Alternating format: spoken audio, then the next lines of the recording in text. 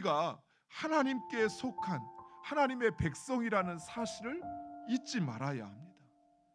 우리가 하나님의 백성이라는 사실보다 세상적인 지위와 또 그 역할을 중시하게 될 때 우리는 하나님과는 상관없는 삶을 살게 됩니다. 우리가 오해하면 안 될 것이, 우리가 부모가 되고 또 이 땅에서 행하는 그 모든 일, 그것이 불필요한 것이 아니에요.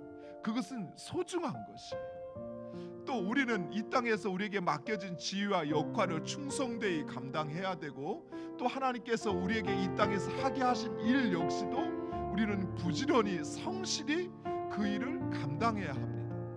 그러나 그 이유는 단순히 내 거니까, 내 일이니까, 내 직분이니까, 내 역할이니까가 아니에요. 그것은 하나님께서 나에게 맡기신 것이기 때문에 그래요. 즉 내가 그 일을, 그 역할을, 그 지위를 맡은 것은 하나님께서 나에게 맡겨주셔서 나를 하나님의 백성으로 여기셔서, 하나님께서 나를 하나님의 선한 청지기로 여기셔서 그래서 나를 그 자리에 세우시고 그 일을 하게 하셨다는 사실입니다. 이것을 잊으면 안 돼요. 이것을 잊어버리고 그저 내가 세상에서 하는 그 일이나 또는 그 지위나 그 역할에 빠져버리는 순간 우리는 하나님과 상관없는 일, 하나님과 상관없는 자가 되어버린다라는 것이에요.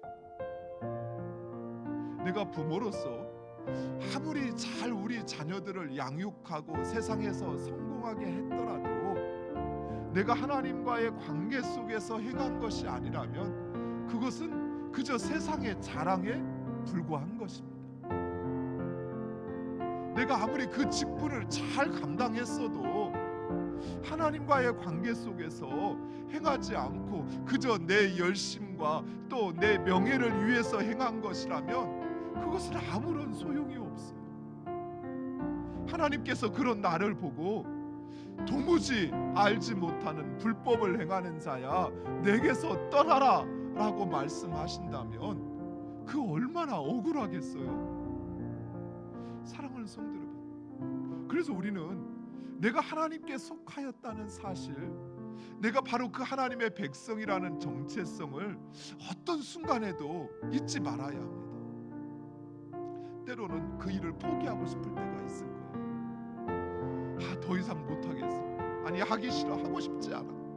그럴 때라도 우리는 내가 그 일을 하는 이유가 사람이나 또는 누군가의 인정이 아니라 바로 하나님께로부터 부여받았다는 사실, 그것을 우리는 확신하고 그래서 우리는 그 일을 감당하는 것입니다.